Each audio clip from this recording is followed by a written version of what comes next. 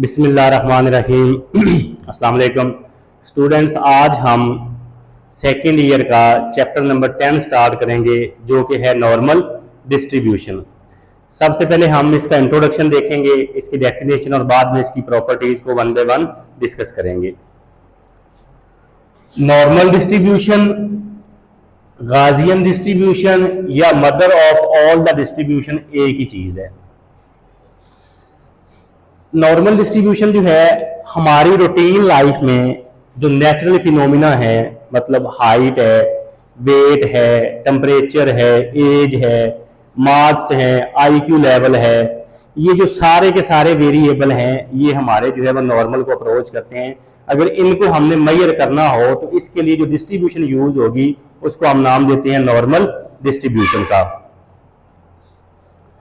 इसलिए उसके बाद दूसरा नाम है इसका गाजियन डिस्ट्रीब्यूशन। इसको गाजियन डिस्ट्रीब्यूशन क्यों कहते हैं? गाजियन डिस्ट्रीब्यूशन इस वजह से कहते हैं कि इसको जिसने इंट्रोड्यूस करवाया, जिसने इसको मुतारफ करवाया, उसका नाम था गाजियन।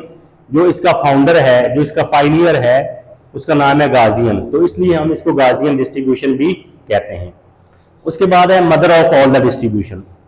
जितनी भी डिस्ट्रीब्यूशन बन चुकी हैं वो एक खास कंडीशन के बाद जो है सारी की सारी नॉर्मल को अप्रोच कर जाती हैं, नॉर्मल बन जाती हैं, इसलिए इसको हम कहते हैं ये mother of all the distribution है।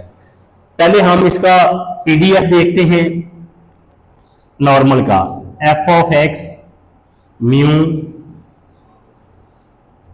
Sigma square is equal to 1/सिग्मा 2 पाई अंडर रूट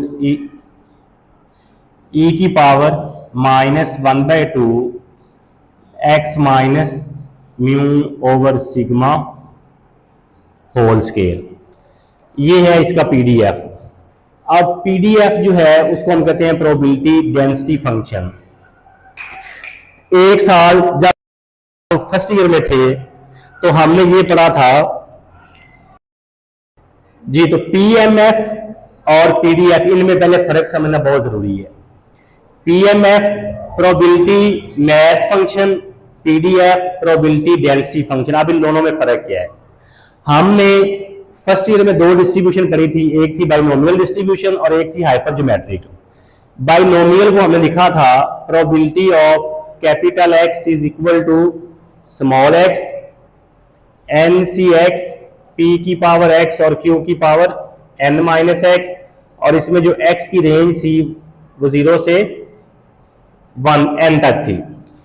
इसके बाद हमने पढ़ी हाइपरज्योमेट्रिक डिस्ट्रीब्यूशन जो कि इक्वल थी के सी एक्स एन माइनस के C N minus X over N C N, और इसमें जो x की रेंज थी वो 0, 1, 2 अप टू सो ऑन के। हम बात करें पीडीएफ और पीएमएफ की। ये दोनों की दोनों जो डिस्ट्रीब्यूशन थी ये डिस्क्रीट थी। अगर आपके पास जो रैंडम वेरिएबल है वो डिस्क्रीट है, डिस्क्रीट से मुराद क्या कि जिसमें वैल्यूज जो है वो इंटीजर में आती है, जैसे 1, 2, 3, 4, 5, 6, मतलब 1.1 नहीं आ सकता, 1.2 नहीं आ सकता, 1.7 नहीं आ सकता। तो इस तरह का जो वेरिएबल होता है वो डिस्क्रीट होता है। तो डिस्क्रीट वेरिएबल के लिए जो हम डिस्ट्रीब्यूशन यूज करते हैं वो भी डिस्क्रीट होती हैं, तो इसलिए फिर उसको हम कहते हैं पीएमएफ प्रोबेबिलिटी मैथ फंक्शन। दूसरा है पीडीएफ। अगर आपके पास रैंडम वेरिएबल जो है वो कॉन्टिन्यूस है, और कॉन्टिन्यूस रैंडम वेरिएबल के लिए हम जो डिस्ट्रीब्यूशन यूज करते हैं वो भी कॉन्टिन्यूस होती है, तो उसको हम फिर कहते हैं पीडीएफ प्रोबेबिलिटी डेंसिटी फंक्शन। अब यहां पे मैंने बात की वेरिएबल और रैंडम वेरिएबल की, ये भी चीज समझने वाली है। वेरिएबल क्या होता है? जिसमें जो है वो person to person value change हो, person to person value change हो, ऑब्जेक्ट टू ऑब्जेक्ट चेंज हो, प्लेस टू प्लेस चेंज हो, थिंग्स टू थिंग चेंज, उसे हम कहते हैं variable. The characteristic which can vary from individual to individual, person to person, place to place और things to things is called variable. मतलब अगर हम बात करें कि एक क्लास में 10 बच्चे बैठे हुए हैं तो 10 के 10 की हाइट सेम नहीं है, वो पर्सन टू पर्सन चेंज होगी। वो 10 के 10 बच्चों का वेट सेम नहीं होगा, वो 10 के 10 बच्चों की एज सेम नहीं होगी। तो हर वो चीज जो पर्सन टू पर्सन चेंज हो उसे कहते हैं वेरिएबल। इसी तरह ऑब्जेक्ट टू ऑब्जेक्ट, ये मेरे पास 3 मार्कर हैं। एक जो है वो बोर्ड वालों का है, एक जो है वो पियानो का है, एक मेरे पास जो है वो डिलक्स का है। तो ये तीनों जो है वो सेम नहीं है, तो ये ऑब्जेक्ट टू ऑब्जेक्ट चेंज हो गया। इसी तरह एक शर्ट आप किसी आम मार्केट से खरीदते हैं, वही शर्ट अगर आप पैनोरामा से जाकर खरीदेंगे तो उसकी प्राइस चेंज होगी, तो ये प्लेस टू प्लेस भी चेंज हो गया। तो ये तो हो गया वेरिएबल जो पर्सन टू पर्सन चेंज हो, प्लेस टू प्लेस हो, ऑब्जेक्ट टू ऑब्जेक्ट हो। अब रैंडम वेरिएबल वो वेरिएबल होता है जिसके साथ उसकी प्रोबेबिलिटी अटैच होती है, या ऐसा वेरिएबल जिसकी वैल्यू जो है वो रैंडम एक्सपेरिमेंट से वजूद में है, उसे हम कहते हैं रैंडम वेरिएबल। जैसे हम डाइस को रोल करते हैं तो उसमें 1 के आने के चांसेस क्या होते हैं? अगर डाइस को रोल करें उसके ऊपर 1 आ सकते हैं, 2, 3, 4, 5 और 6।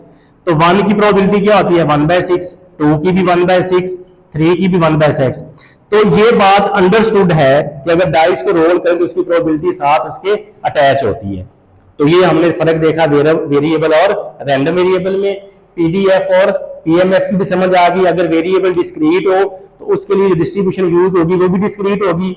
उस डिस्क्रीट जो डिस्ट्रीब्यूशन है उसका जो फंक्शन होता है उसको हम पीएमएफ कहते हैं, प्रोबेबिलिटी मैच फंक्शन। अगर वेरिएबल कॉन्टिन्यूस है तो उसके लिए डिस्ट्रीब्यूशन भी कॉन्टिन्यूस यूज होगी, तो उसका जो फंक्शन होता है उसको हम पीडीएफ कहते हैं, प्रोबेबिलिटी डेंसिटी फंक्शन। तो इसलिए मैंने ये कहा था जो नॉर्मल डिस्ट्रीब्यूशन का पीडीएफ है, प्रोबेबिलिटी डेंसिटी फंक्शन है, वो ये है X mu sigma square 1/σ 2 square root under root E raise to power -1/2 X minus mu over. इसमें जो जो चीजें अब यूज हुई है वो देखते हैं। सबसे पहले है एक्स। एक्स जो है ये रैंडम वेरिएबल है।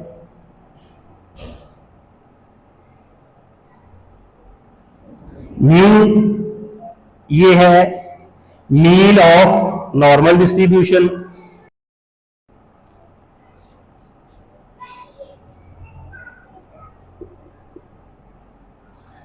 सिग्मा स्क्वायर ये है वेरिएंस ऑफ नॉर्मल डिस्ट्रीब्यूशन। पाई की वैल्यू आप जानते हैं 22/7 या 3.1416। ई की वैल्यू जो है ये 2.718 समथिंग।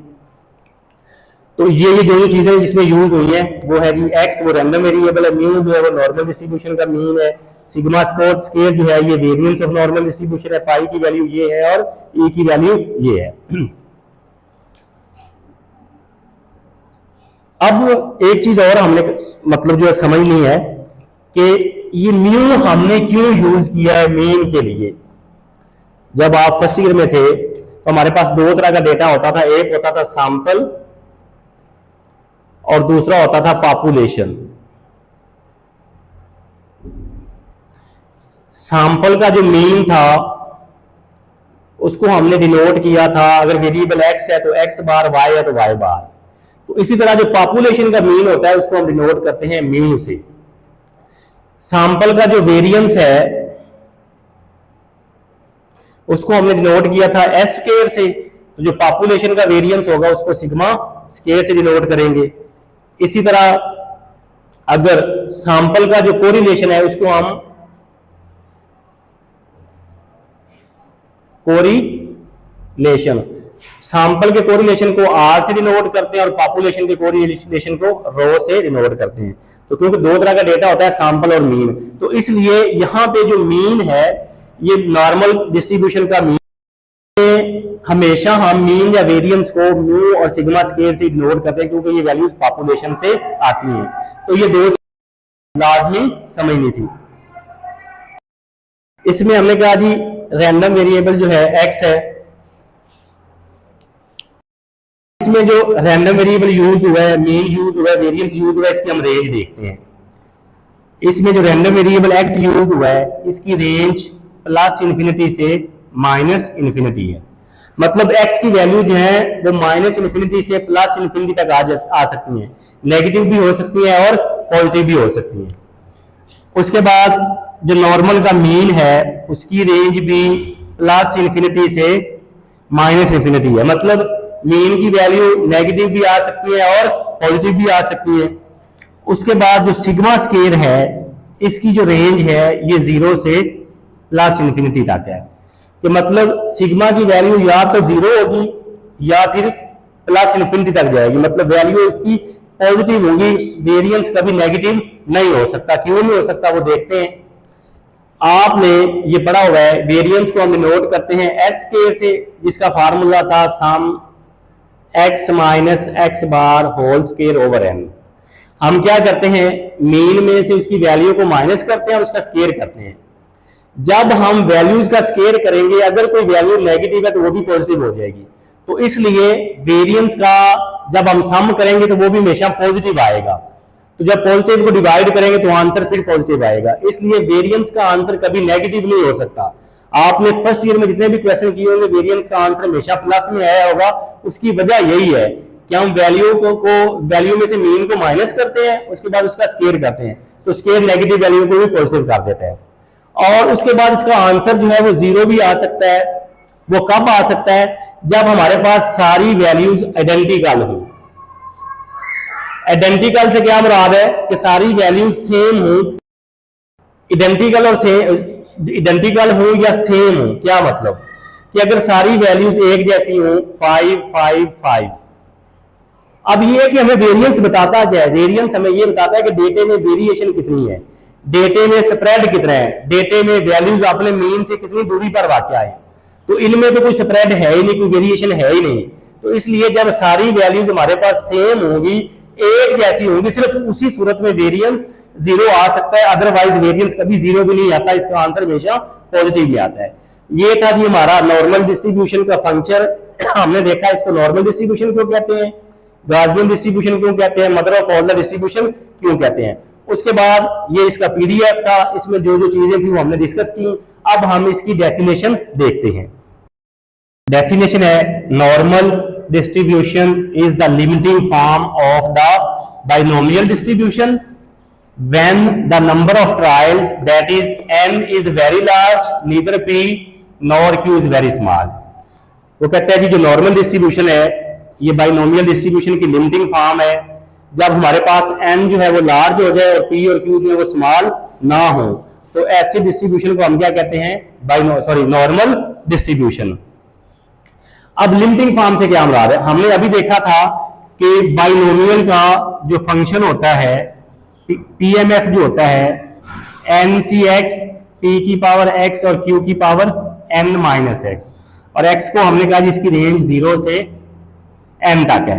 जब हम इसकी रेंज को चेंज करेंगे कि इसमें जो x है वो माइनस इन्फिनिटी से प्लस इन्फिनिटी तक चला जाए और p और q जो वो स्मॉल ना हो, उनकी वैल्यू जो है वो 0 के करीब करीब ना हो, तो यही जो फंक्शन है ये क्या बन जाता है, नॉर्मल डिस्ट्रीब्यूशन। तो इसलिए बाइनोमियल डिस्ट्रीब्यूशन की जो लिमिटिंग फॉर्म है उसको हम नॉर्मल डिस्ट्रीब्यूशन कहते हैं कि हम बाइनोमियल की लिमिट को चेंज कर देते हैं और पी और क्यू को जो है 0 के करीब नहीं होने देते, तो ये हमारे पास नॉर्मल डिस्ट्रीब्यूशन बन जाती है। अब हम इसकी प्रॉपर्टीज को देखते हैं। हाँ जी, प्रॉपर्टीज में जो सबसे पहली प्रॉपर्टी है, it is bell shaped distribution या मेसोकर्टिक डिस्ट्रीब्यूशन। कि जो हमारे पास नॉर्मल डिस्ट्रीब्यूशन होती है इसकी जो शेप होती है वो बेल की तरह की होती है, इसकी ये मेसोकर्टिक डिस्ट्रीब्यूशन भी होती है। It is continuous distribution, ranges from minus infinity two plus infinity. जब हमने ये स्टार्ट किया तब हमने शुरू में ये कह दिया था कि ये जो डिस्ट्रीब्यूशन है ये कॉन्टिन्यूस है और इसकी रेंज क्या है, माइनस इन्फिनिटी से plus infinity. The total area under the normal curve is unity या 1। नॉर्मल कर्व के अंदर जितनी भी प्रोबेबिलिटीज हैं अगर उन तमाम को हम ऐड करें, उन तमाम का सम करें तो हमेशा 1 के इक्वल आता है। एक दुनिया में जितनी भी डिस्ट्रीब्यूशंस हैं सब की तमाम प्रोबेबिलिटी का जो सम होता है वो 1 के इक्वल होता है। मतलब अगर हम बाइनोमियल की बात करें तो उसकी तमाम प्रोबेबिलिटी को ऐड करें तो वो भी 1 होगा। हाइपरज्योमेट्रिक प्रोबेबिलिटी की तमाम प्रोबेबिलिटी को ऐड करें तो वो भी सम 1 के इक्वल होगा। तो इसलिए नॉर्मल डिस्ट्रीब्यूशन में भी जो टोटल एरिया होता है, जो टोटल प्रोबेबिलिटी होती है वो 1 के इक्वल होती है। The value of maximum ordinate at x is equal to mean. जहां पे रैंडम वेरिएबल x और मीन दोनों की वैल्यू सेम हो जाए, इक्वल हो जाए, उसे हम कहते हैं ये मैक्सिमम ऑर्डिनेट है। उसके बाद all odd order movements about mean are 0। कि नॉर्मल डिस्ट्रीब्यूशन में जितने भी ऑड ऑर्डर मूवमेंट्स होते हैं अबाउट मीन वो 0 होते हैं, μ1 भी 0 के इक्वल, μ3 भी 0 के इक्वल, μ5 भी 0 के इक्वल, μ7 भी 0 के इक्वल। लेकिन आप लोग कहेंगे जी हमने तो मूवमेंट्स अबाउट मीन को इस तरह पढ़ा हुआ है कि m1, m2, m3 और m4। तो ये फर्स्ट मूवमेंट अबाउट मीन है, ये सेकंड, ये थर्ड और ये फोर्थ। ये है सैंपल के लिए। अगर हम पॉपुलेशन की बात करें या नॉर्मल डिस्ट्रीब्यूशन की बात करें तो नॉर्मल डिस्ट्रीब्यूशन में जो फर्स्ट मूवमेंट अबाउट मीन होता है उसको हम डिनोट करते हैं μ1 से। तो ये μ1 से मुराद होगा नॉर्मल डिस्ट्रीब्यूशन में फर्स्ट मूवमेंट अबाउट मीन, μ2 से मुराद होगा second movement about mean of normal distribution. इसी तरह μ3 से मुराद होगा third movement about mean of normal distribution और μ4 से मुराद होगा fourth movement about mean of normal distribution. तो इस चीज से कंफ्यूज नहीं होना कि ये μ1, μ2, μ3 वगैरह क्या है कि नॉर्मल डिस्ट्रीब्यूशन के मूवमेंट्स को हम μ1, μ2, μ3 और μ4 से डिनोट करते हैं। उसके बाद है it is symmetrical distribution. Symmetrical distribution इस वजह से है कि इसमें मीन, मीडियन और मोड जो है ये तीनों इक्वल होते हैं। तो ऐसी डिस्ट्रीब्यूशन जिसमें मीन, मीडियन और मोड इक्वल हो उसे हम कहते हैं ये सिमेट्रिकल डिस्ट्रीब्यूशन है। तो दुनिया में सिर्फ एक ही ऐसी डिस्ट्रीब्यूशन है जिसमें मीन, मीडियन और मोड तीनों इक्वल हो, तो वो है नॉर्मल डिस्ट्रीब्यूशन। इस वजह से भी इसको सिमेट्रिकल कहते हैं। और दूसरी बात ये है कि इसमें जब हम इसकी शेप बनाते हैं तो इसकी लेफ्ट और राइट टेल जो है वो दोनों इक्वल होती हैं। ये इसका मीन होता है, लेफ्ट साइड पे भी एरिया 0.5 होता है और राइट साइड पे भी एरिया 0.5 होता है, क्योंकि टोटल एरिया या टोटल प्रोबेबिलिटी जो 1 के इक्वल होती है। तो इसलिए ऐसी डिस्ट्रीब्यूशन जिसकी लेफ्ट और राइट टेल दोनों इक्वल हो उसे भी हम सिमेट्रिकल कहते हैं, और जिसमें मीन, मीडियन और मोड तीनों इक्वल हो उसको भी हम सिमेट्रिकल डिस्ट्रीब्यूशन कहते हैं। उसके बाद है the mean deviation of normal distribution. जो नॉर्मल डिस्ट्रीब्यूशन है इसका जो मीन डेविएशन होता है वो 0.7979 सिग्मा के इक्वल भी होता है, 4/5 सिग्मा के इक्वल भी होता है, 2/π अंडर रूट इनटू सिग्मा के इक्वल भी होता है। ये है इसकी प्रॉपर्टीज, आगे और भी है वो भी हम देखते हैं। उसके बाद है the quartile deviation of normal distribution is 0.6745 sigma के इक्वल होता है। ये वो चीजें जो आपने ज़बानी याद रखनी है, ये एमसीक्यूज में पूछी जाती हैं और शॉर्ट क्वेश्चन में पूछी जाती हैं। क्वेश्चन आ सकता है जी what is quartile deviation of normal distribution, तो आप कहेंगे जी the quartile deviation is 0.6745 sigma के। The first and third quartiles are equidistant from mean. वो कहते हैं जी Q1 और Q3 जो हैं ये मीन से इक्वल फासले पर वाक़या होते हैं, जो कि Q3 minus mu is equal to mu minus Q1। इसको अब हम देखते हैं।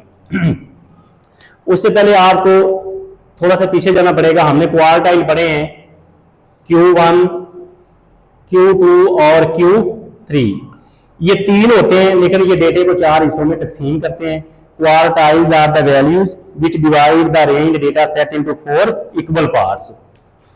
तो Q1 से जो पीछे एरिया होता है ये होता है 25%,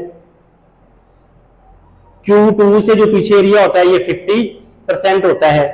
लेकिन देखते हैं कैसे कि 4 हिस्सों में तकसीम करते हैं। पहले हिस्से में भी जो है वो एरिया 25%, दूसरे में भी 25%, तीसरे में भी और चौथे में भी जो हमारे पास एरिया जो है वो 25% होता है। हमसे अगर कोई पूछता है कि Q1 क्या है तो आप क्या कहेंगे जी फर्स्ट क्वार्टाइल या लोअर क्वार्टाइल? नहीं, हम ये कहेंगे कि फर्स्ट क्वार्टाइल वो वैल्यू होती है जिससे जो पीछे एरिया होता है वो 25% होता है और जो बाद एरिया होता है वो 75%। कैसे? मैं इसको इस तरह लिख सकता हूं कि जो Q1 से लेस एरिया है वो 25%। देखें जरा, ये Q1 है तो इससे पीछे कितना एरिया है 25%। अगर हम ये कहें कि Q1 से जो बाद एरिया है वो कितना है 75%, देख लेते हैं। ये Q1 है तो इससे आगे 25, 25 और 25, तो ये कितना हो गया 75। इसी तरह सेकंड क्वार्टाइल जो Q2 है उससे लेस एरिया भी 50% और Q2 से जो अबव एरिया होता है वो भी 50% होता है। इसी तरह Q3 जो है इससे लेस एरिया कितना है, ये देखें, ये Q3 है तो इससे पीछे कितनी वैल्यूज है 25, 25 और 25, तो ये कितना हो गया 75%। इसी तरह Q3 से जो अबव एरिया है या Q3 से जो ग्रेटर एरिया है वो कितना है 25%। ये अभी हमने सीखा Q1 से क्या मुराद है, Q2 और Q3 से क्या मुराद है। उसके बाद जी एक चीज और है, अभी हमने कहा है कि ये जो डिस्ट्रीब्यूशन होती है ये सिमेट्रिकल भी होती है और ये बेल शेप भी होती है और ये मेसोपेल्टिक भी होती है। और इसमें क्या होता है, जो इसका मीन होता है ये इसका मीन है, इससे जो पीछे एरिया है वो भी 50% है और इससे जो आगे एरिया है वो भी 50% है। हमने असल में ये चीज प्रूव करनी है कि Q3 और Q1 जो है वो मीन से इक्वल फासले पर वाक़या है। अभी देख लेते हैं जी। अभी हमने कहा जो Q3 है माइनस म्यू ये इक्वल है म्यू माइनस Q1।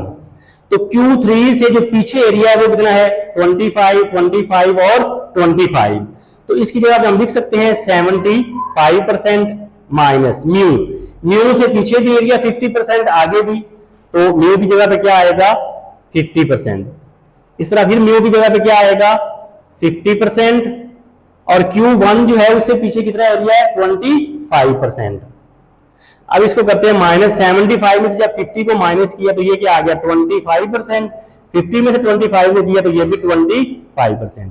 तो इसलिए हम कह सकते हैं कि Q3 जो है और Q1 जो है ये मीन से इक्वल फासले पर वाक़या है। वो कैसे, ये हमने प्रूव कर लिया।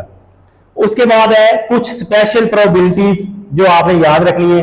वो कहता है अगर हम मीन में से सिग्मा को माइनस करें या मीन में से सिग्मा को प्लस करें तो उस कर्व के अंदर सपोज ये है जी, अगर हम मीन में से एक दफा माइनस करें सिग्मा को, सपोज ये देखें ये मेरे पास 50 है और सिग्मा की वैल्यू मैं कहता हूं जी मीन मेरे पास 50 है और सिग्मा जो है ये 5 है। जब हम 50 में से 5 को माइनस करेंगे तो बैकवर्ड आएंगे, जब आगे जाएंगे तो प्लस करेंगे। तो इसका मतलब ये हुआ कि अगर हम, वो कहता है जी मीन में से एक दफा सिग्मा को माइनस करें या प्लस करें तो वो कितना एरिया कवर करता है 68.27। मतलब यहां से यहां तक एरिया कितना है 68.27। इसी तरह अगर हम मीन में से दो दफा सिग्मा को माइनस कर दें या प्लस कर दें तो वो कितना एरिया कवर करता है 95%। तो अब जब 2 टाइम सिग्मा को माइनस करेंगे तो ये वैल्यू यहां पे आ जाएगी और ये वाली वैल्यू यहां पे आ जाएगी। ये असल में हम क्या कर रहे हैं, मीन में से 2 टाइम सिग्मा को माइनस भी कर रहे हैं और प्लस भी कर रहे हैं। तो जैसे जैसे वैल्यूज बढ़ती जाएंगी ये एरिया भी बढ़ता जाएगा। अब ये वैल्यू यहां से यहां तक आ गई तो इतना एरिया वो कितना जी 95.45% या 0.9545। इसी तरह अगर हम मीन में से 3 टाइम सिग्मा को माइनस कर दें या प्लस कर दें तो ये तकरीबन जो है 99% एरिया जो है वो कवर करता है। ये लिखा हुआ है 0.9973 या 99.73। ये कुछ स्पेशल प्रोबेबिलिटीज है, ये भी आपने याद रखनी है। उसके बाद है mean of normal distribution. Mean of x से मुराद है एक्स रैंडम वेरिएबल है, मीन इसका नॉर्मल का, तो इस एक्स का जो मीन होगा वो म्यू होगा या नॉर्मल डिस्ट्रीब्यूशन का जो मीन है उसको हम म्यू से डिनोट करते हैं। इसी तरह variance B of X, normal distribution का जो वेरिएंस होता है वो सिग्मा स्क्वायर के इक्वल होता है। उसके बाद standard deviation, standard deviation of x जो है ये रैंडम वेरिएबल है किसका, नॉर्मल का, तो नॉर्मल का जो स्टैंडर्ड डेविएशन है वो सिग्मा के इक्वल होता है। ये इसकी प्रॉपर्टीज हैं, कुछ और चीजें भी हैं वो भी हम डिस्कस करते हैं। नेक्स्ट है हमारे पास फर्स्ट क्वार्टाइल Q1 जो इक्वल होता है म्यू माइनस 0.6745 सिग्मा के। Third quartile Q3 mu plus 0.6745 sigma के इक्वल। इसी तरह अगर आप लोगों को Q1 और Q3 दिया हुआ है और कहते हैं जी फाइंड करें मीन, तो हम ये फार्मूला यूज करके मीन फाइंड कर सकते हैं। और अगर वेरिएंस को कहते हैं जी फाइंड करें Q3 और Q1 दिया हुआ है तो ये फार्मूला यूज करके हम वेरिएंस फाइंड कर सकते हैं। उसके बाद है मूवमेंट्स एंड मूवमेंट्स रेशियोज। अभी हमने कहा था कि नॉर्मल डिस्ट्रीब्यूशन में जितने भी ऑड ऑर्डर मूवमेंट्स होते हैं वो 0 होते हैं। तो इसका मतलब है μ1 भी 0 के इक्वल होगा और μ3 भी 0 के इक्वल। तो μ2 जो है ये हमेशा वेरिएंस के इक्वल होता है, मतलब सेकंड मूवमेंट अबाउट मीन जो है वो हमेशा वेरिएंस के इक्वल होता है, तो इसलिए म्यू 2 सिग्मा स्क्वायर के इक्वल, और म्यू 4 जो है ये 3 सिग्मा की पावर 4 के इक्वल है। ये आपने याद रखना है कि नॉर्मल डिस्ट्रीब्यूशन का second moment about mean sigma square के इक्वल और fourth moment about mean 3 sigma की पावर 4 के इक्वल। इससे पहले हमने ये कहा था कि ये जो डिस्ट्रीब्यूशन है ये सिमेट्रिकल भी है, बेल शेप भी है और मेसोकर्टिक भी है। तो थोड़ा सा पीछे जाएं, एक साल पीछे जाएं, जब आप फर्स्ट ईयर में थे, एक साल छोटे थे, हमने ये कहा था कि जो B1 है ये इक्वल होता है M3 ओवर M2 के क्यूब का अंडर रूट। और हमने ये भी कहा था कि अगर B1 का आंसर 0 आए तो डिस्ट्रीब्यूशन सिमेट्रिकल होती है, B1 का आंसर लेस देन 0 आए तो नेगेटिवली स्क्यूड होती है, और B1 का आंसर ग्रेटर देन 0 आए तो पॉजिटिवली स्क्यूड होती है। चूंकि डिस्ट्रीब्यूशन की बात हो रही है, अब हम B1 की बजाय क्या यूज करेंगे, β1, और हम ये प्रूव करेंगे कि इसका आंसर 0 आना चाहिए। क्यों? क्योंकि ये डिस्ट्रीब्यूशन सिमेट्रिकल है, हमने ये इसकी प्रॉपर्टीज में लिखा है। तो M3 है असल में थर्ड मोमेंट अबाउट मीन, और M2 जो होता है ये होता है सेकेंड मोमेंट अबाउट मीन, तो उसका हो जाएगा क्यूब और उसके ऊपर आ जाएगा अंडर रूट। तो अभी हमने कहा कि जितने भी ऑड ऑर्डर मूवमेंट्स होते हैं नॉर्मल डिस्ट्रीब्यूशन में वो 0 होते हैं, तो इसलिए μ3 क्या है 0, और μ2 को हमने कहा है ये सिग्मा स्केयर है, और ये वाला इसका cube as it is over under root. तो 0 ओवर समथिंग आंसर 0, तो β1 का आंसर आ गया 0। जो हमने प्रूव करना था कि ये डिस्ट्रीब्यूशन सिमेट्रिकल है, तो β1 का आंसर 0 आना चाहिए, जो 0 आ गया। उसके बाद फर्स्ट ईयर में हमने पढ़ा B2 जो होता है ये कर्टोसिस के लिए यूज करते हैं कि B2 का अगर आंसर 3 आ जाए तो हम कहते थे डिस्ट्रीब्यूशन जो है ये मेसोकर्टिक है। अगर B2 का आंसर लेस देन 3 हो तो फिर हम कहते थे ये प्लेटिकर्टिक है। अगर B2 का आंसर जो है वो ग्रेटर देन 3 हो तो फिर हम कहते थे ये लेप्टोकर्टिक डिस्ट्रीब्यूशन है। तो अब और B2 हमने कहा था ये इक्वल था, B2 जो है ये हमने कहा था ये इक्वल है जी M4 ओवर M2 का स्केयर, कि fourth moment about mean divided by second moment about mean का स्केयर। तो अब ये डिस्ट्रीब्यूशन है, इसकी बजाय B2 की बजाय हम क्या यूज करेंगे β2। M4 की जगह पे क्या आएगा μ4, क्योंकि नॉर्मल का फोर्थ मोमेंट अबाउट मीन μ4 के इक्वल, और M2 जो है वो μ2 का स्केयर, और ये β2 का आंसर 3 आना चाहिए। ये हम पहले लिख चुके हैं कि ये डिस्ट्रीब्यूशन मेसोकर्टिक होती है। तो μ4 देखें ये बड़ा हमारे पास 3 सिग्मा की पावर 4, और μ2 जो है वो हमारे पास है सिग्मा स्केयर। तो इस μ2 की जगह पे लिखा सिग्मा स्केयर, और ये वाला स्केयर एज इट इज, ये पावर से मल्टीप्लाई होगी तो ये भी बन जाएगा सिग्मा की पावर 4, और ये भी सिग्मा की पावर 4, तो आंसर क्या आ गया 3। तो ये हमारे पास आ गया जी β2 जो कि इक्वल है 3 के। तो ये डिस्ट्रीब्यूशन सिमेट्रिकल भी है और मेसोकर्टिक भी है। उसके बाद है कि एसिम्प्टोटिक प्रॉपर्टी, कि ये ऐसी डिस्ट्रीब्यूशन है जो एक्स एक्सिस के साथ जो है चलती है लेकिन कभी भी एक्स एक्सिस को टच नहीं करती, उससे ऊपर ही रहेगी। मतलब देखिए जरा, ये हमारे पास डिस्ट्रीब्यूशन है नॉर्मल, तो ये कभी भी एक्स एक्सिस को टच नहीं करेगी। एक्स एक्सिस के क्लोज से क्लोज पर तो होती जाएगी लेकिन कभी एक्स एक्सिस को टच नहीं करेगी, तो इसको हम कहते हैं एसिम्प्टोटिक प्रॉपर्टी। उसके बाद आता है रिप्रोडक्टिव प्रॉपर्टी। रिप्रोडक्टिव प्रॉपर्टी क्या होती है कि अगर आपके पास दो नॉर्मल रैंडम वेरिएबल है इंडिपेंडेंट, और दोनों की जो डिस्ट्रीब्यूशन है वो नॉर्मल है, एक रैंडम वेरिएबल x1 है उसकी डिस्ट्रीब्यूशन जो है वो n1 है, और दूसरा जो डिस्ट्रीब्यूशन है दूसरा वेरिएबल है वो x2 है, तो उसकी डिस्ट्रीब्यूशन में जो है वो नॉर्मल है वो n2 है। तो वो कहता है जी अगर हम दोनों रैंडम वेरिएबल को ऐड करें x1 और x2 को, तो उनकी जो डिस्ट्रीब्यूशन बनेगी वो भी एक नॉर्मल डिस्ट्रीब्यूशन होगी।